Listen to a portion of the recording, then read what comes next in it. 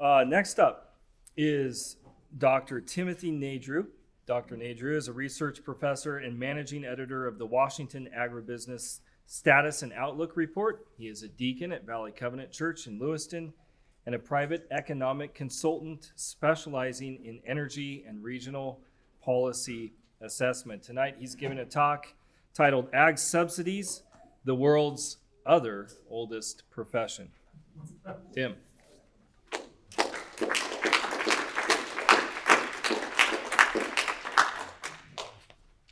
Thank you, Jeremy. Thank you, George. Thank you, Jonathan. I was supposed to give this lecture at the last George Buchanan Forum and wasn't able to attend, canceled at the last minute, and they graciously gave me the opportunity to come back and try again. And I appreciate the second chance. So my title, Ag Subsidies, the World's Other Oldest Profession. I'll be honest, as I was preparing this, I started to think I didn't need the word other in that title, but I left it in there. So why discuss agricultural policy at a conference that is primarily concerned with libertarian principles? Well, most libertarian principles fly in the face of the left wing's top-down worldview. The right wing has its protected classes as well. So to make sure we are applying our principles with an even hand, I wanted to make sure we were frustrating the right wing's top-down approach as well. If you are bristling at the title of my talk or my implication that farmers represent the right-wing version of a protected class, all the gender bending that gets money now, I would suggest that you have not been looking at the data. Farmers for a long time have been getting government protection a lot longer than the new things that are getting protection now. Farmers may be voting in large numbers with and holding to libertarian ideals in their private conversations, but the way that farmers act and the way that they speak are very different. I have yet to talk with a commodity group that isn't actively working to get their hands deeper into the government's pockets. Agriculture is the only industry that has its own government-backed financing system, known as the Farm Credit Services of America. Here in the Pacific Northwest, it's Northwest Farm Credit. It is the only private industry that has direct non-competitive access to federal dollars. And other than public education, it is one of the only industries that receives bipartisan support every time its centerpiece legislation comes to the floor. And it's been that way since 1933. In 2020, net farm income, think ag profits, were $121 billion. Net government payments to farmers that year were $35.5 billion. $121 billion in profits, $53.5 billion in government funds. That means just over 44% of farm profits came from other taxpayers, other citizens. What percentage does that need to be before farmers are considered government employees? In all fairness, the right wing did try to remove the federal farm protections during Reagan's first term. David Stockman, hero of mine, was the OMB director and Reagan's hatchet man.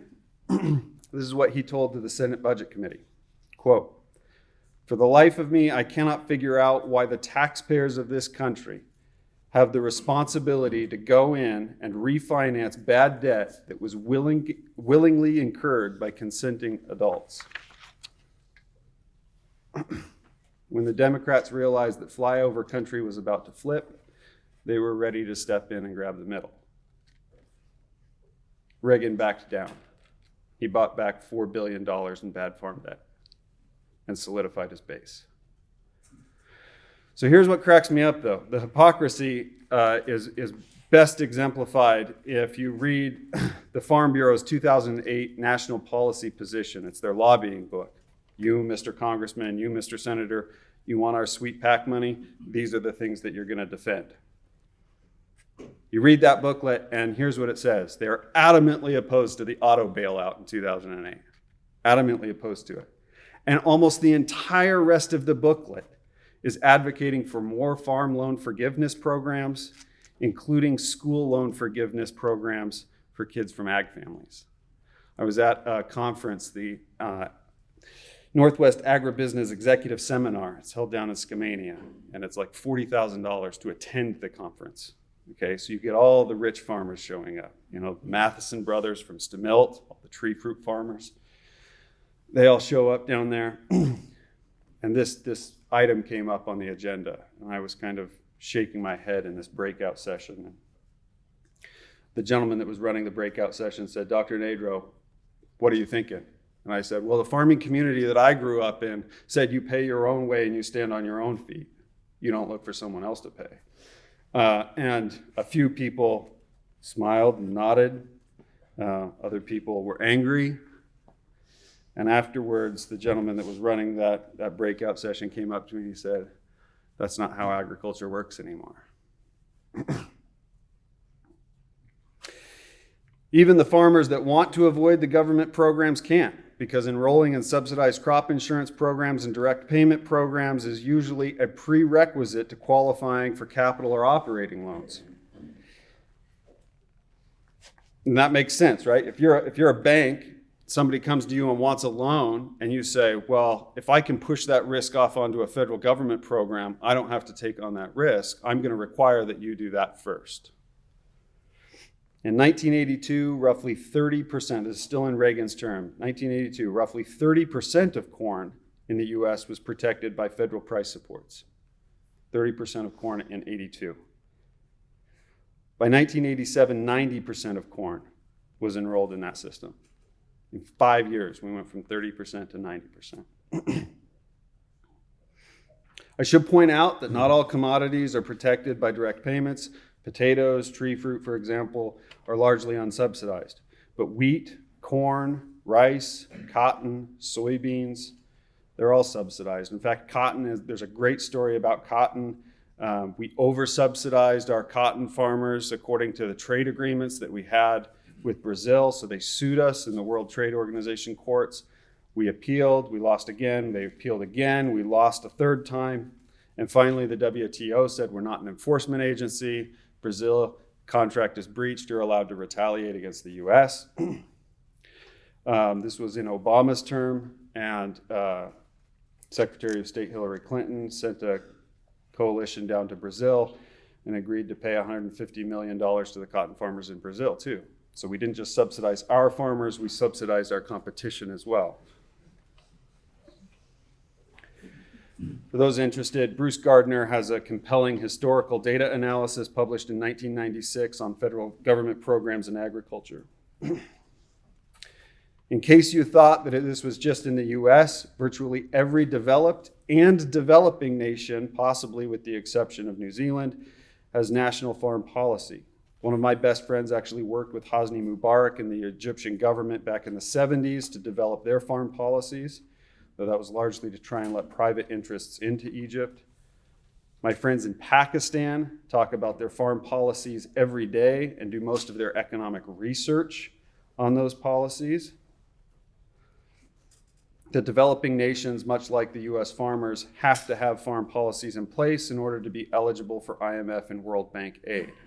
Not that they should be getting that either. Okay, so the hypocrisy on the right should be clear in this realm. Keep your government hands off of our farm supports. And this is where I want to tell my first story. In 2007, I was starting my master's degree in agricultural economics, and we had a forum on the upcoming 2008 Farm Bill. We had the then president of the Pea and Lentil Commission on the panel. I was taking careful note of his reasoning throughout the evening. He talked about the hard work the commission had done to get dried peas and lentils included in the Farm Bill. They were so excited that they had finally succeeded. This was going to be the year of the Palouse. Later on, he talked about how ag and food prices were so detrimental to inner city blacks, particularly black single mothers. According to him, farm subsidies helped keep those prices low. Moreover, the Farm Bill had the SNAP provisions to protect those poor inner city black mothers from volatile prices. Another student asked why food stamps were part of the Farm Bill rather than administered by Health and Human Services. His answer, quote, Quite simply, without food stamps, the Farm Bill wouldn't pass the House, let alone the Senate. So just put all of that together in a syllogism. We want to be paid by the government for growing peas and lentils. In order to get those sweet government dollars, we need the Farm Bill to pass. These days, in order to get the Farm Bill passed, we need food stamps. Conclusion, we need to have some inner city poverty. Farmers are incentivized to protect poverty, not to eradicate it. Otherwise, farm profits could fall by 44%.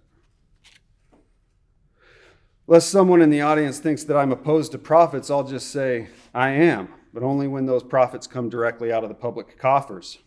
I'm actually a big fan of profits. This leads to my second story.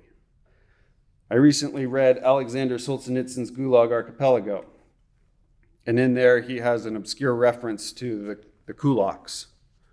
And it jumped out at me because the kulaks were a farming society in Soviet Russia. In 1921, Lenin's new economic plan allowed for some privatization of the farming industry. These private farmers were known as the kulaks, and they were a type of wealthy peasant. They represented about 15% of the nation's farmers. The other 85% farmed on the Central Committee's collective farms. You need to understand that you weren't paid on the collective farms. What happened was you would work, they wouldn't pay you, you met your quotas. After your quotas, the farm managers would take their cut, and whatever was left, that residual was allocated among the different families. Many collective farmers would go to work for the kulaks after they were done with their own work, or they would have their children go there to work for them in order to keep their families alive. What Stalin did next was political genius. He had to find a way to get this impending famine off of his shoulders and the Soviet plan. And so he gave a speech in December of 1929 to an agricultural university in Moscow. And I want to read some of the excerpts of that. Quote, "Indeed, in 1927, the kulaks produced over 600 million pounds of grain, about 130 million pounds of which they marketed outside the rural districts. That was a rather serious power, which had to be reckoned with. How much did our collective farms and state farms produce at that time? About 80 million pounds, of which about 35 million pounds were sent to the market. Judge for yourselves. Could we at that time have replaced the kulak output and kulak marketable grain by the output and marketable grain of our collective farms and state farms? Obviously, we could not." So let me stop for a minute. If we take Stalin's numbers at face value, you've got 15% of the kulak farms producing 90% of the nation's grain. You've got 85% the collective farms producing only 10% of the nation's grain. This is how Stalin ends the speech. Quote, "Now, as you see, we have the material base which enables us to replace the kulak output by the output of the collective farms and state farms. It is for this very reason that our determined offensive against the kulaks is now meeting with undeniable success.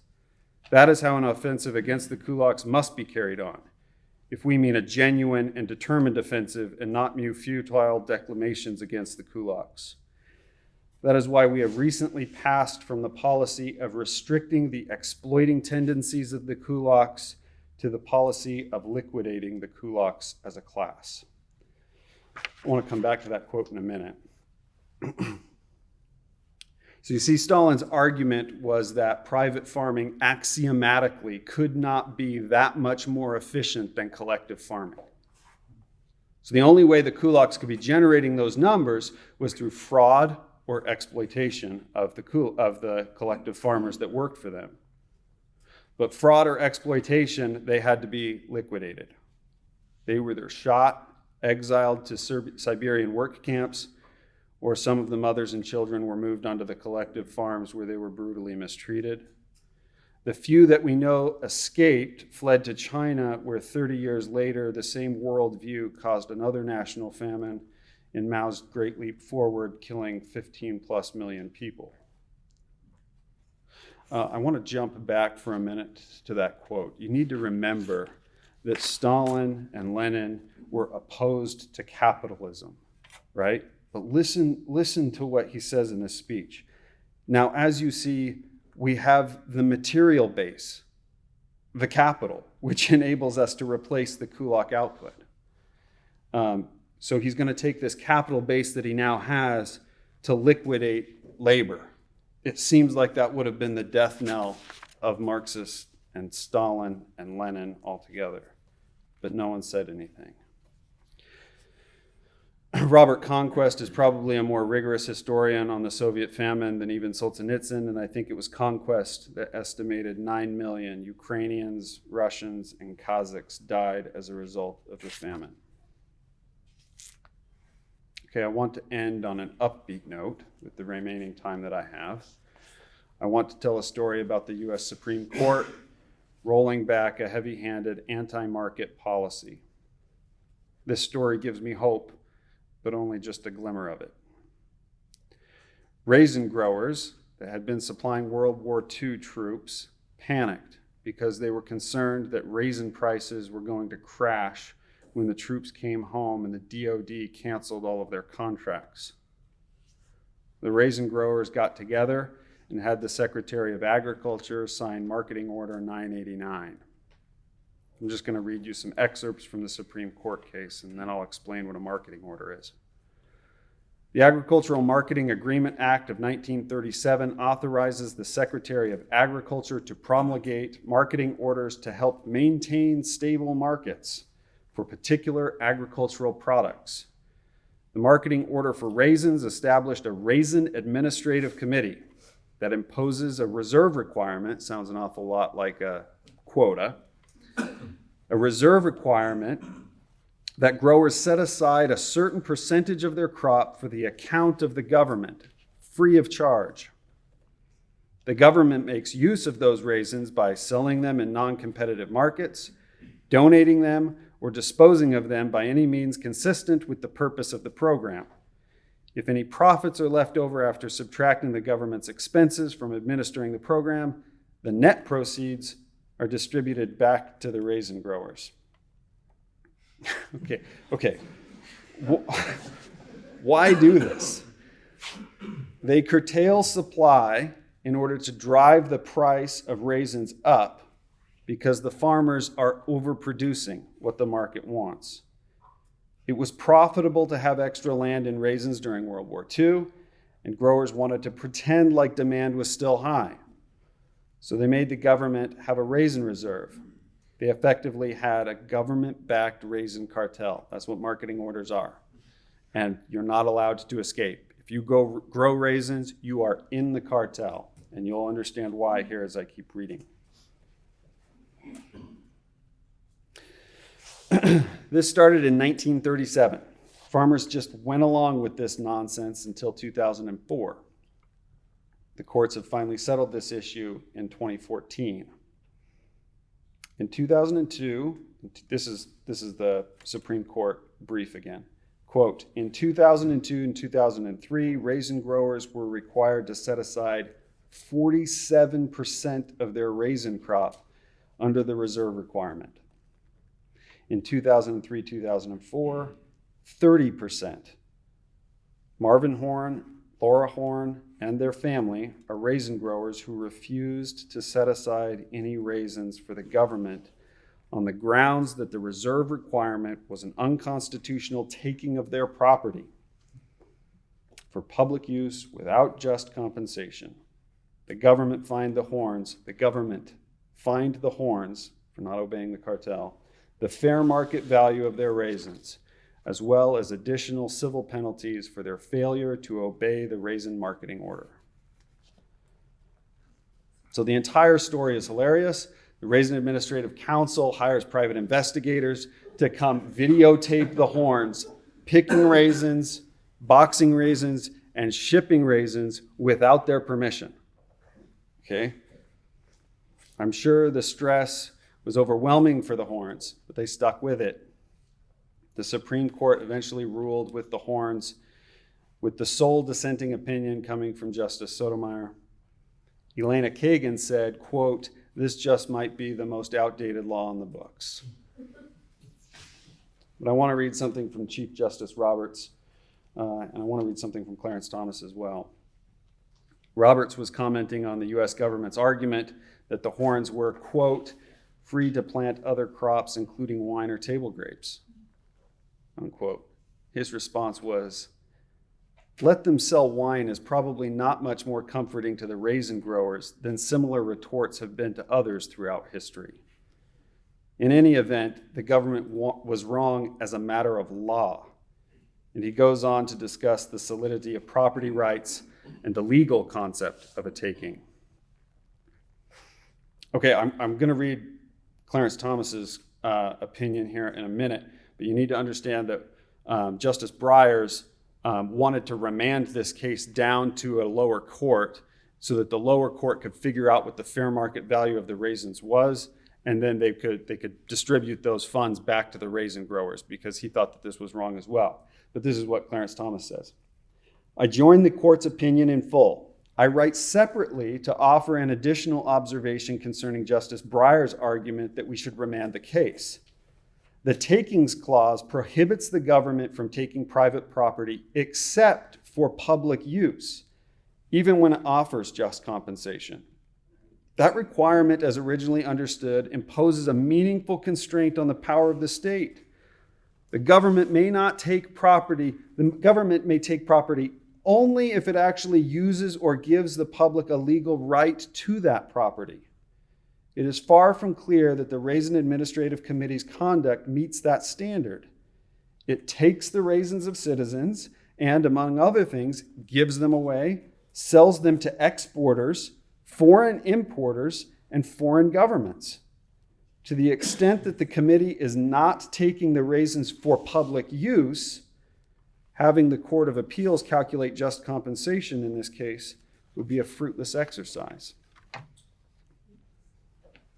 At the end of the day, an 8-1 vote in favor of the Horns means not only that anyone who wants to grow raisins may, but that all marketing orders cannot curtail supply through reserves anymore.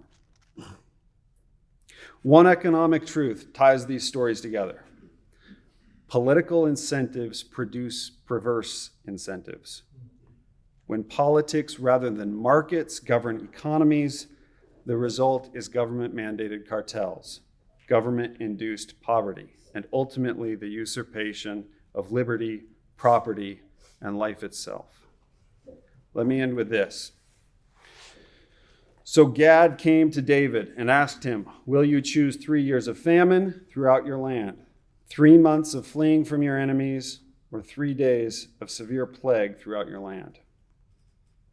We all know this story. 2 Samuel 24:13. David chose wisely. David chose a plague. I would take 100 COVID-19 trials before considering a Marxian famine. Thank you.